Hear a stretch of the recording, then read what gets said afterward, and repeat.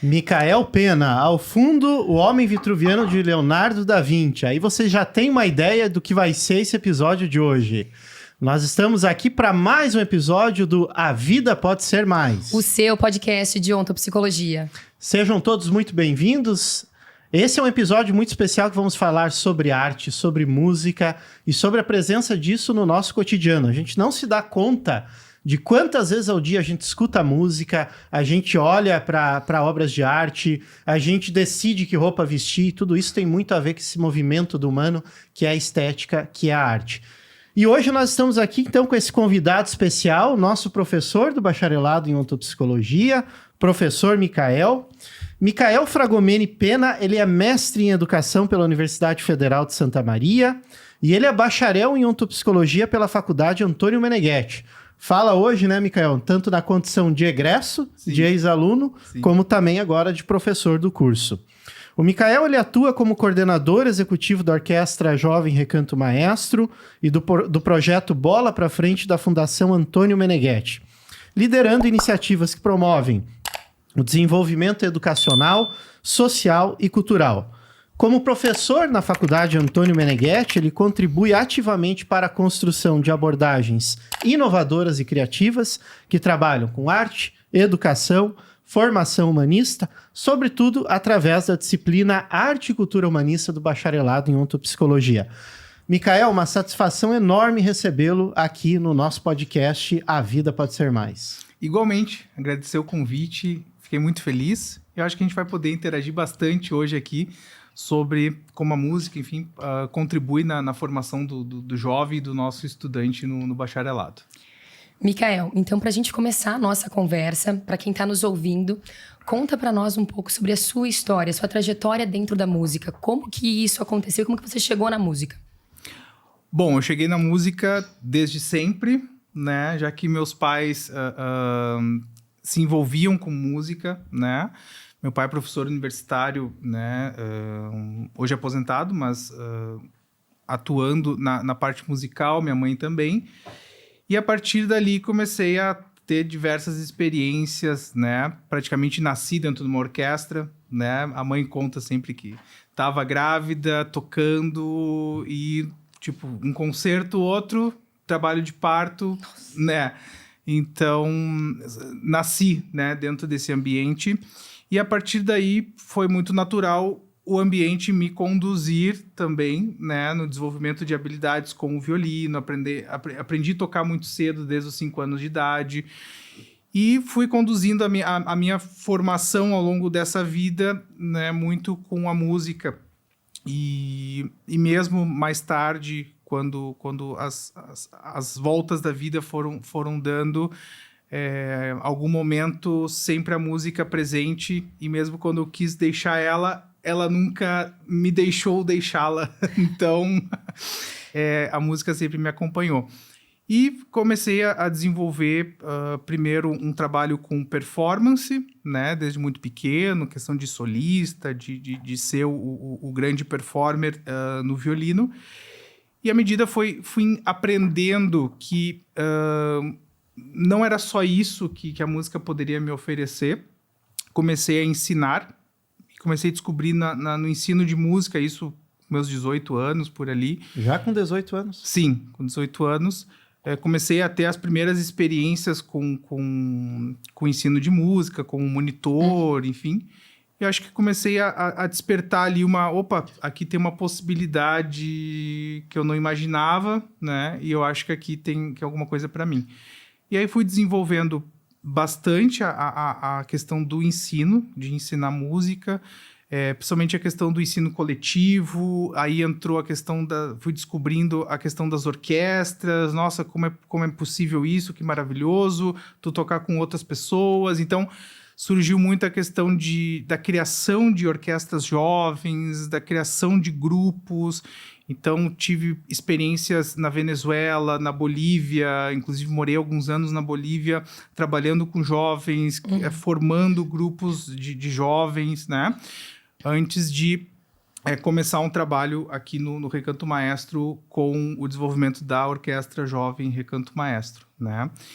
Então, nessa trajetória, fui vendo vários aspectos que eu poderia estar com a música.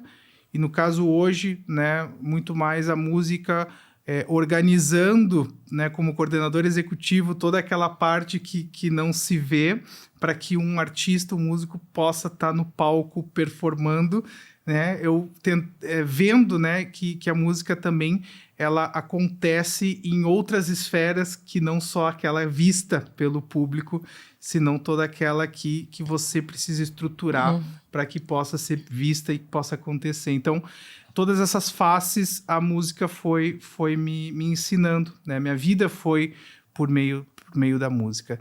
Então, inclusive, o meu próprio mestrado em educação traz esses aspectos, né? De como as pessoas, ao longo de suas vidas, vão tendo experiências musicais e não necessariamente isso leva elas a serem músicos, mas como essas experiências fazem parte da formação delas, por mais que a escolha profissional delas seja outra, como aquilo acompanha ela, é tecido na vida delas ao longo de toda a vida.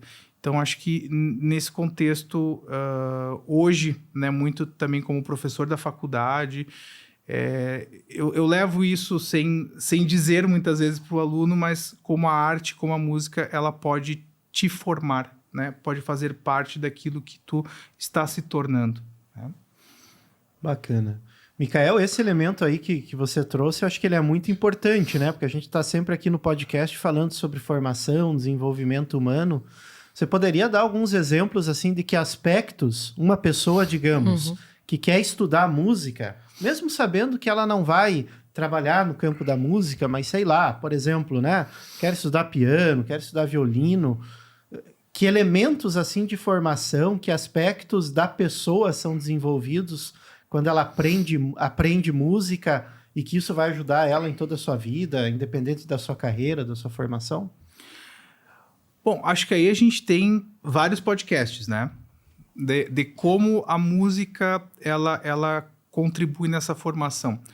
Porque, primeiro, você imagina esse violino aqui, né? Apesar de não parecer, é um instrumento de muita tecnologia, né? Do século XVII, né? Que foi lá talhado, engenhado, digamos assim, né? Estruturado. Só que esse instrumento, ele de algum momento, ele é inativo. Você precisa ensinar o seu corpo a poder tocá-lo. Quer dizer, sozinho, nenhum instrumento pode ter o valor que seja, um Stradivarius, um instrumento mais caro que exista. Sozinho, ele não existe como instrumento musical. Ele só existe como instrumento musical quando você é capaz de pegá-lo e tocar. Então, nesse sentido, uma pessoa ela se dispor a ensinar o corpo dela a aprender algo completamente novo para tocar um violino já é um fator de fundamental importância. Porque eu estou me dispondo a aprender uma nova técnica, né? Eu estou flexibilizando, né, a minha cabeça, o meu cérebro, o meu corpo, de sair de uma postura que eu não estou acostumado, de fazer o meu dedo, fazer o meu braço realizarem movimentos que eles não estão acostumados, e essa predisposição e essa ação para a música vai, com certeza, tornando o cérebro da pessoa, tornando a pessoa muito mais flexível, muito mais criativa, já que você vai aprendendo outros padrões, outras formas de fazer. Né? Eu poderia dizer assim, Micael, que, por exemplo, é um objeto, né? Obviamente está fora de mim, mas que ao manuseá-lo eu passo a conhecer melhor o meu próprio corpo, a minha percepção. Claro, claro. Porque, bom, vamos lá, né? o instrumento, como eu falei, coloco aqui, né? Não sei tocar nada, né? Começo lá. Micael, só uma pergunta assim, ó. Talvez tenha alguém, um jovem, assim, alguém que esteja nos vendo, que não sabe como funciona um violino. Ele tem quantas cordas, como é que é? Poderia só explicar um pouquinho isso, rapidinho? Claro que sim. Né? Então, o violino, assim como o violão, por exemplo, é um instrumento de cordas, né? Obviamente, a função dele, o som dele, acontece por meio da vibração das cordas, né? Então, o instrumento que a gente tem aqui, não sei qual câmera o pessoal tá mostrando ali, tá? Esse instrumento, ele tem a vibração das cordas e a reverberação dessa caixa aqui de madeira, que funciona como uma projeção, né, do que vibra na corda. Que dentro ele é oco, né? Exatamente, né? Uhum. Então, através dessa caixa, a vibração da corda, ela projeta e sai justamente o som, né? Por meio da fricção, por isso chama um instrumento de corda friccionado, que é a fricção, então, do arco, enfim, da crina, que é essa parte branca aqui. Através da fricção da crina na corda, você tem a vibração. Através dessa vibração projetada nessa caixa que você tem a projeção do som, né? Então, a pessoa, quando vai iniciar, para mim é muito comum, porque, né, de tanto praticar, já se torna normal. Mas, à medida que você vai tocar, você precisa primeiro ensinar teu corpo não é assim, né? É assim. Não é... E a partir disso, né, você vai, então, pouco a pouco aprendendo a fazer um movimento, a se relacionar, né? Então, muita coisa, por exemplo, com os nossos alunos, e eu acho que são reflexões que a gente faz também dentro, né, de um contexto de sala de aula. Esse passo a passo aqui de aprender a tocar um violino não é diferente de um passo a passo de você aprender qualquer técnica.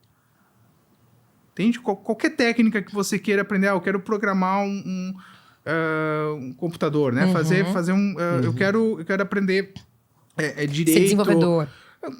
Eu quero ser um ontopsicólogo. Quer dizer, qualquer técnica você necessita ou vai necessitar, né, uma prática... Um tirocínio. Para que você possa se preparar, que você possa conseguir executar aquilo da melhor maneira. E o mais interessante da música é que nunca termina. Você se capacita, você se forma e você segue um contínuo. Você está sempre em progresso, em progresso, em progresso. Por quê? Porque sempre tem algo que pode melhorar. Então, esse tipo de lógica, quando a gente consegue, através da reflexão, da conscientização, com o próprio aluno que vai tocando um instrumento, você consegue tirar daqui para poder aplicar, né, na sua própria vida. Porque esses desafios, digamos, essas crises que às vezes um estudante, um aluno se coloca, ela não é que não acontece em outros aspectos da vida, né? Acontece. E a música ajuda você a se preparar para isso, né? Então, por exemplo, um aluno de música, um violinista, ou qualquer outro instrumento, né, é exigido dele, por exemplo, tocar. O fato de tocar é o fato de você performar no aqui e agora, tá? Mas como é que eu toco? Eu toco de acordo com aquilo que eu sei. Eu não posso performar aqui, eu não posso atuar aqui algo que eu não sei. Algo que eu não sou. Até posso. Só que o artista, o músico, o público se dá conta. Quando aquilo ali não é coerente. A produção musical está diretamente relacionada com a posição desse artista. com a formação desse artista. Exatamente. E não é uma formação só técnica nesse sentido. Não é só técnico. Tecnicamente é mais fácil de perceber. Quer dizer, eu, se não estou preparado tecnicamente para tocar, vou pegar o violino, eu quero tocar essa música que eu não aprendi. Então, vou performar frente ao público. Né? É perceptível, certo? Mas eu também posso performar no público algo que tecnicamente não está mal, né? Mas que eu não toco a outra pessoa.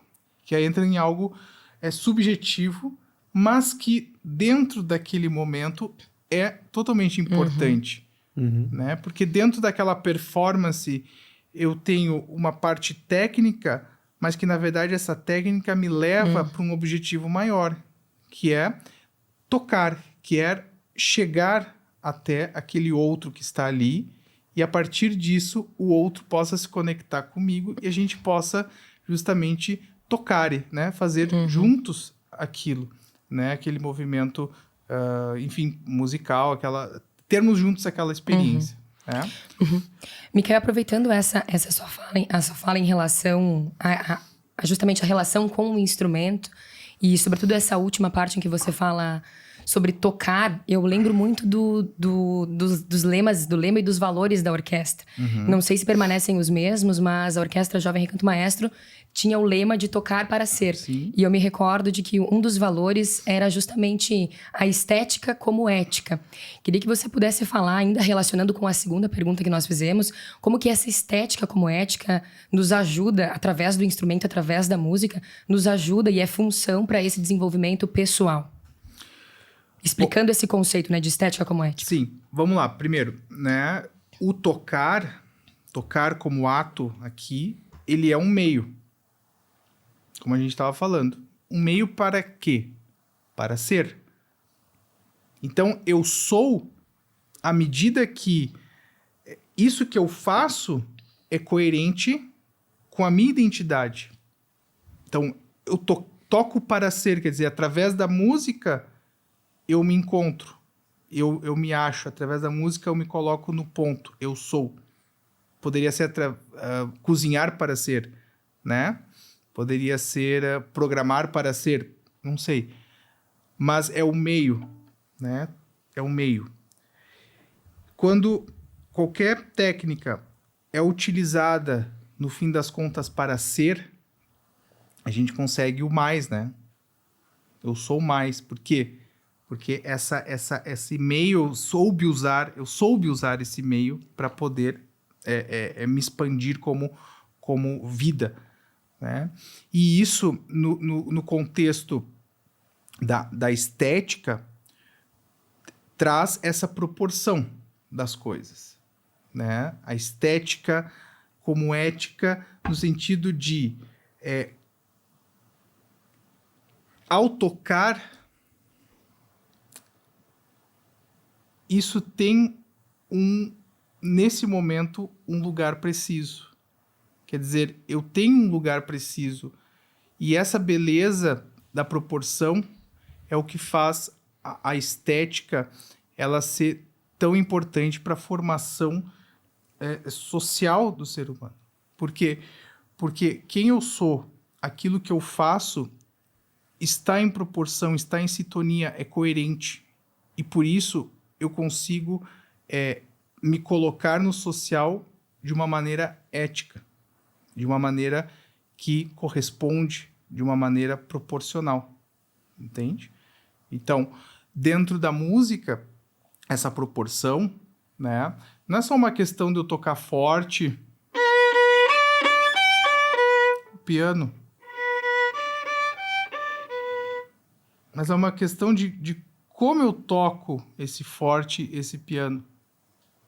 De como eu me coloco nisso, de como eu chego. Só que para me colocar nisso, não é só uma questão de eu sentar aqui e fazer. É uma questão de todos os dias eu acordar e tocar fazer exercícios técnicos nesse instrumento.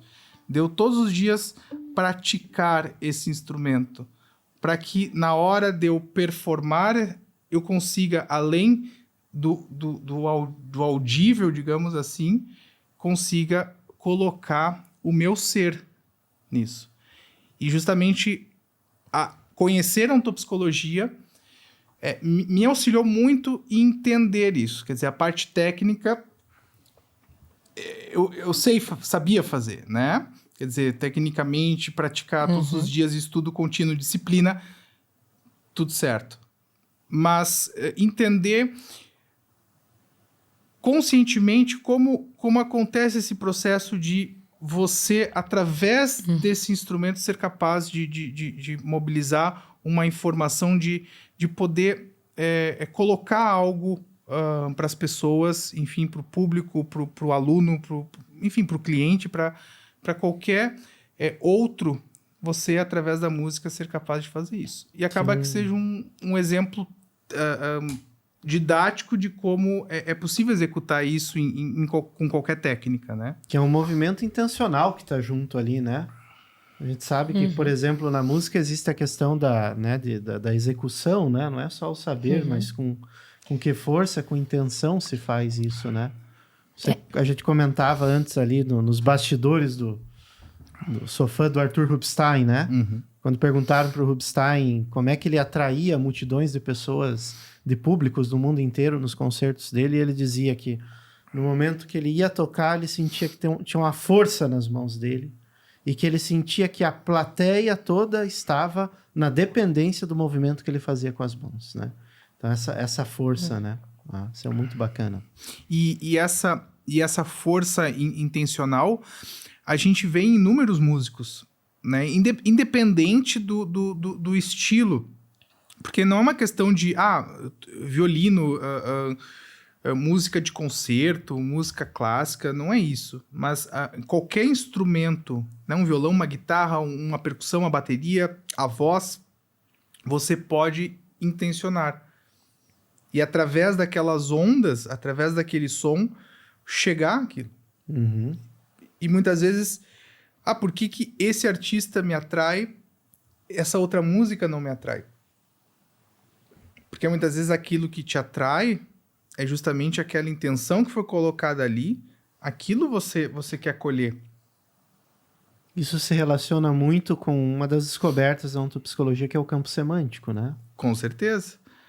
Né? Um exemplo que em sala assim, a gente usa constantemente é a música, o som, para poder ensinar didaticamente para o aluno. Quer dizer, a informação que tu recebe, além daquela, digamos, aquela camada superficial que os sentidos conseguem perceber, existe uma informação que ela está ali e que você tem que começar a ampliar sua percepção do corpo para poder entender o que é.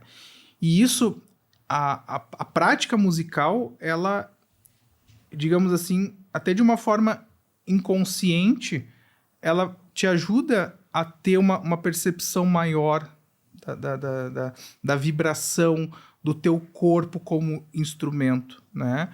Isso, por exemplo, com os alunos, muitas vezes o aluno tem dificuldade de projetar esse som para frente, né?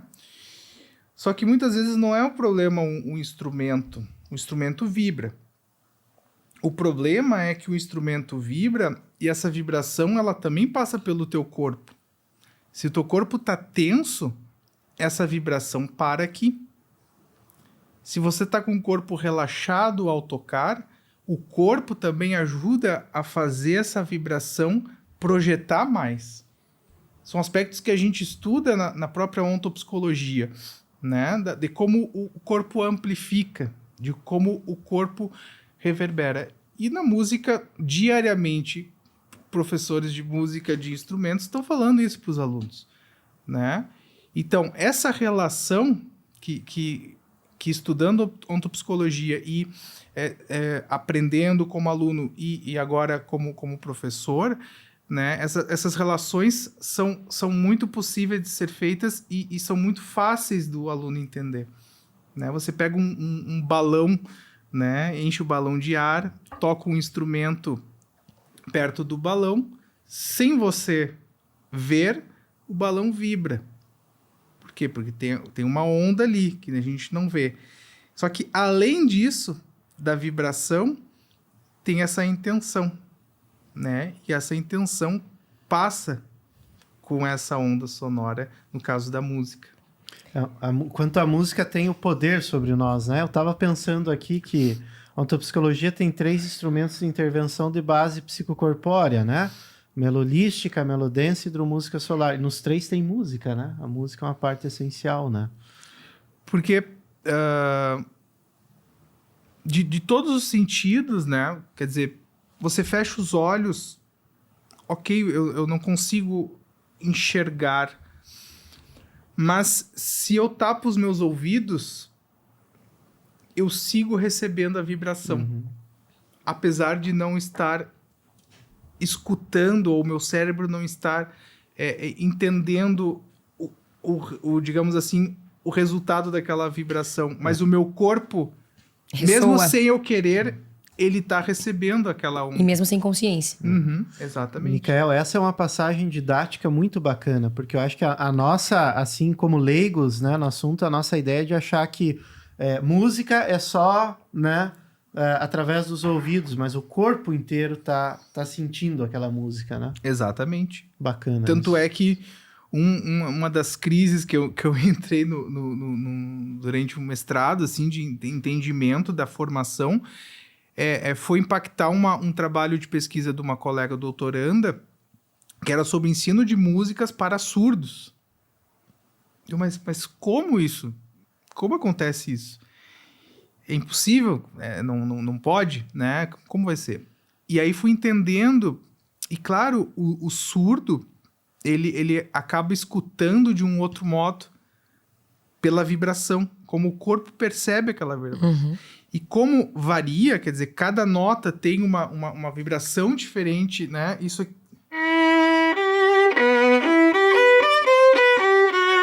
Claro, isso o nosso aparato auditivo traduz como esses sons que a gente ouviu agora.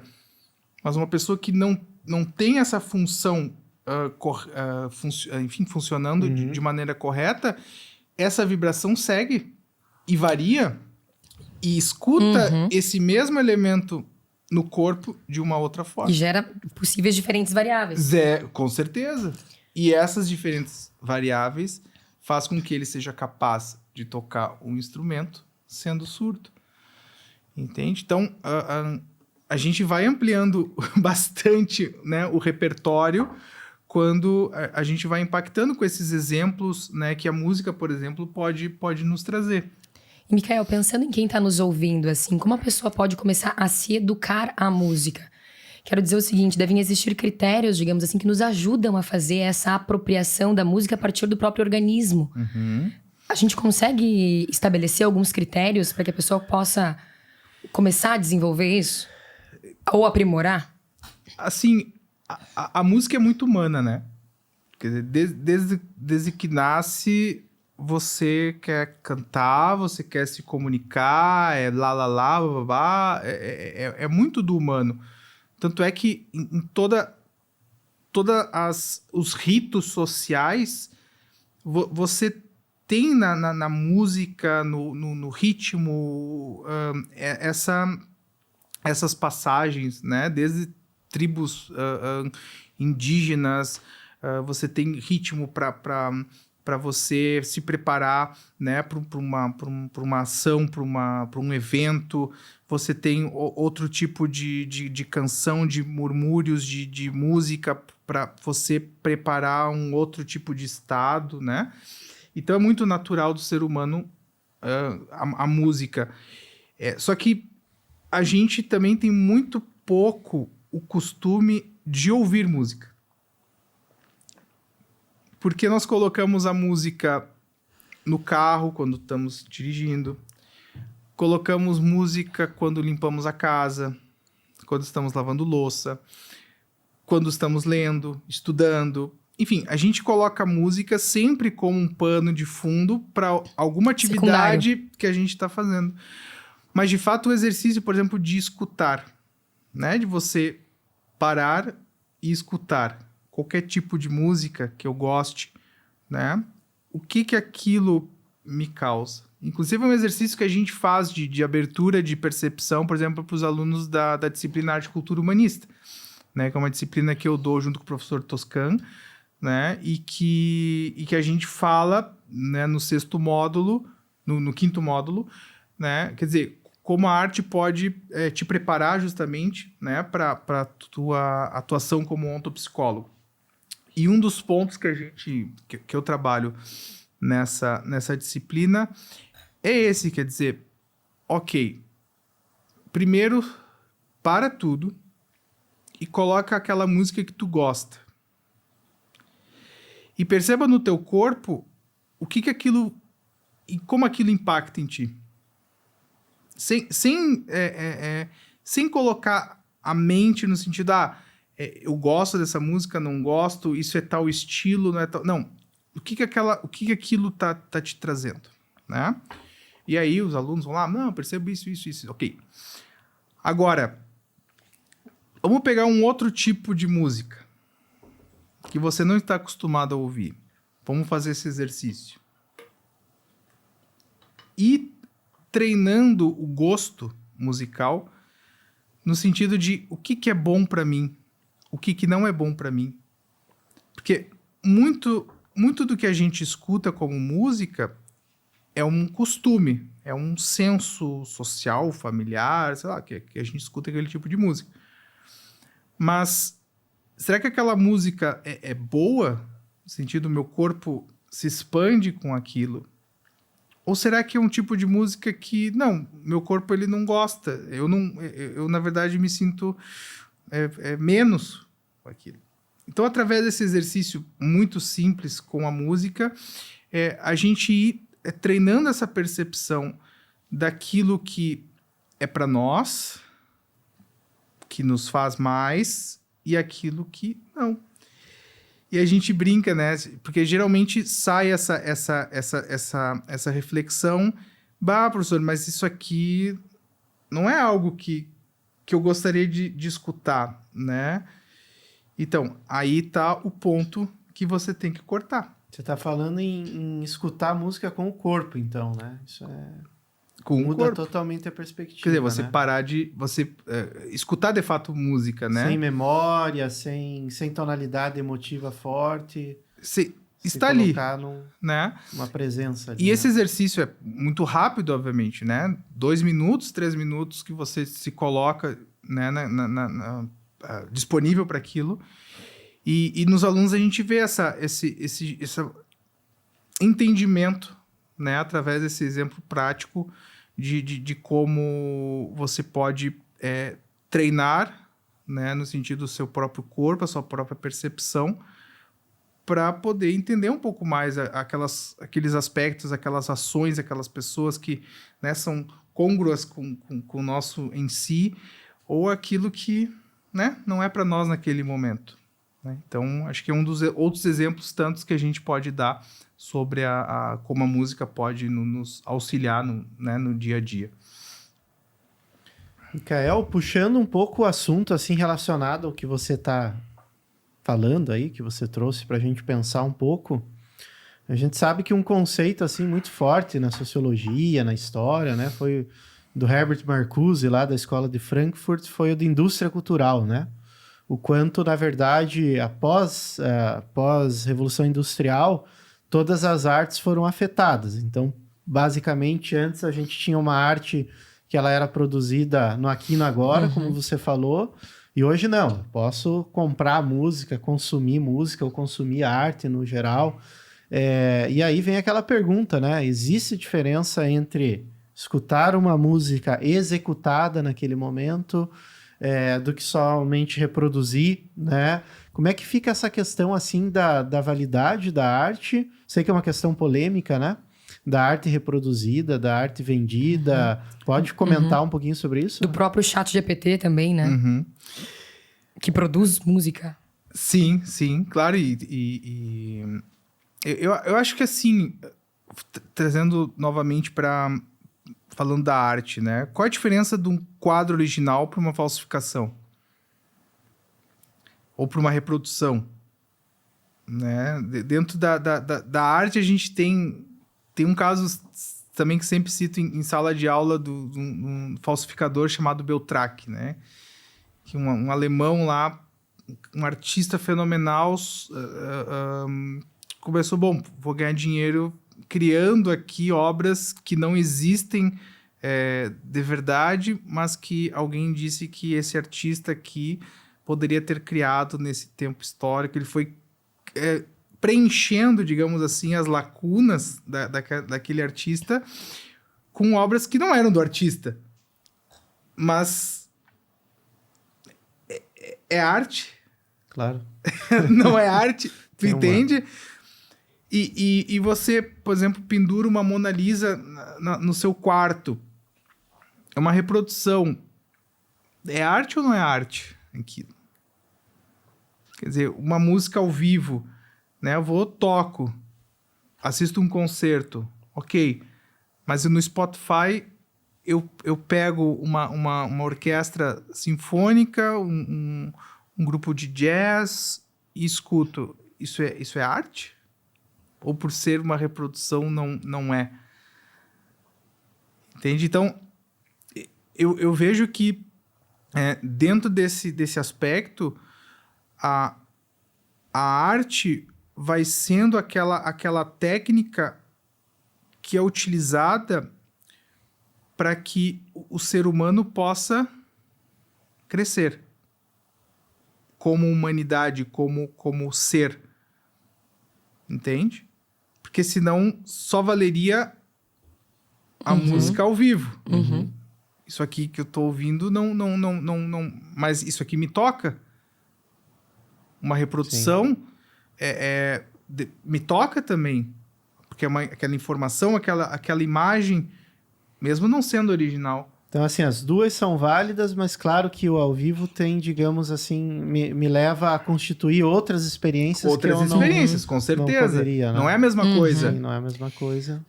E me diz uma coisa, Micael, quando a gente fala da formação do artista, isso é determinante para aquilo que ele produz, ser arte ou não ser arte. O que você considera que são elementos importantes ou indispensáveis para a formação de um artista que produz arte?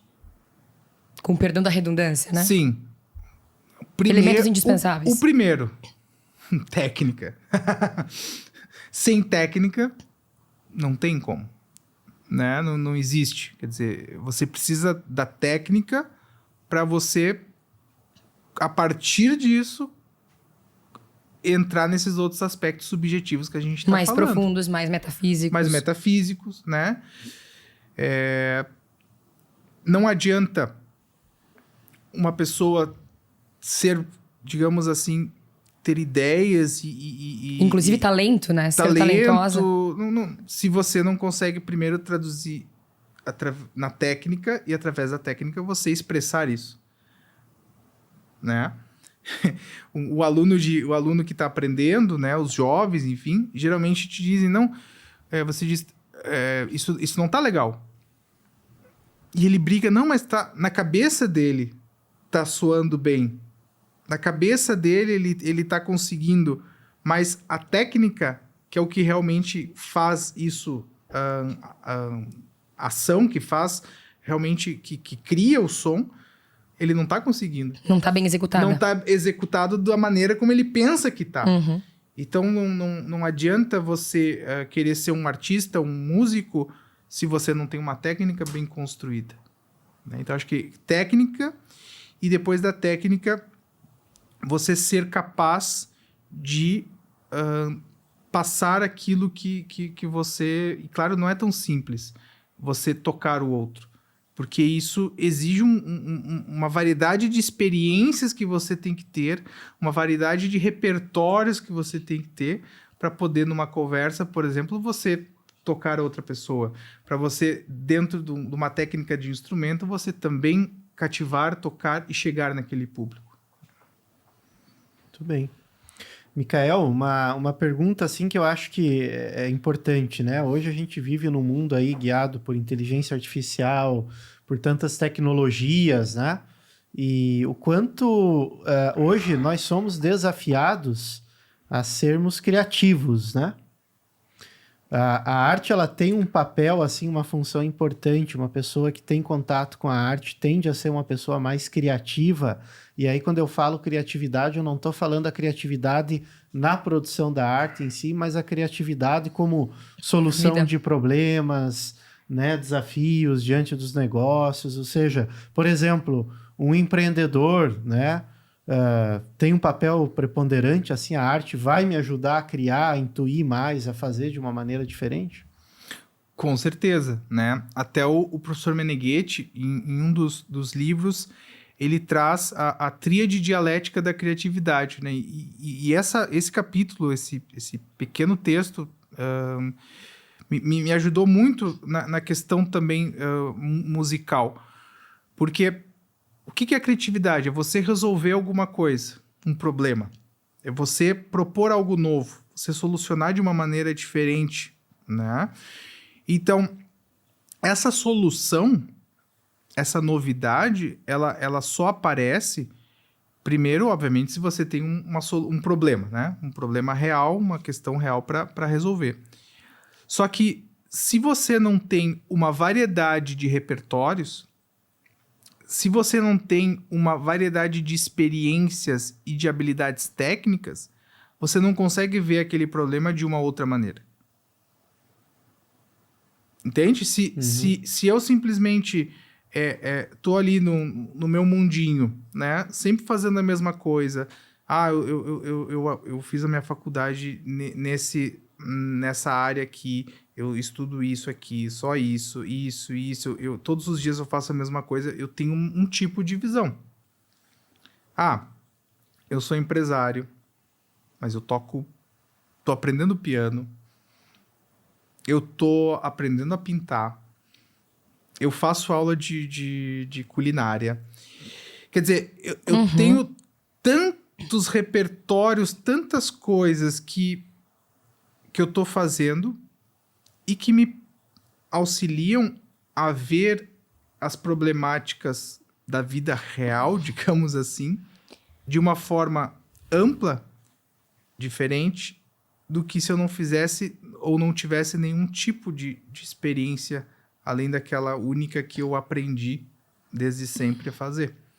Então, com certeza, a música, aprender um instrumento musical, aprender a tocar, a cantar, tocar numa banda, enfim, cantar num coral, te permite a fazer algo que você não está acostumado e, com certeza, te permite ampliar esse repertório, ampliar essa visão, né, sobre o problema e, através disso, com certeza, permite você ver a solução de maneiras diferentes e solucionar de maneira nova, criativa, né?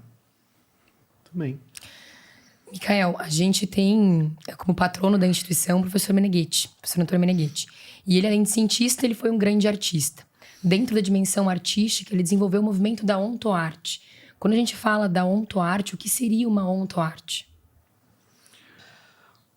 Dentro do entendimento do onto, né, o ser e o aspecto da arte como técnica, ação, né, a gente está falando de a execução de algo que é tanto, digamos assim, que parte do ser de alguém, da verdade de alguém, e chega também na verdade de outro.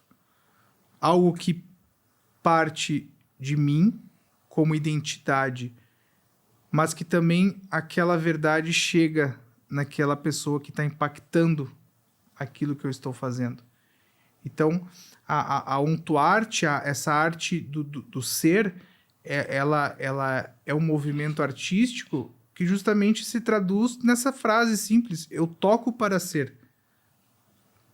Porque quando eu toco, se eu sou, eu vou chegar naquele outro e aquele outro também vai ser mais ao impactar com o que eu estou fazendo.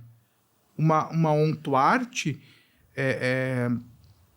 e não coloquemos época, não coloquemos um artista específico, mas uma ontoarte é algo que eu impacto e me faz mais.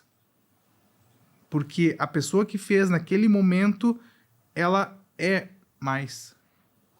Ou seja, toda ação que corresponde àquilo que você é, ela tende a ressoar já artisticamente, né? Tem Exatamente. Fantástico. Exatamente.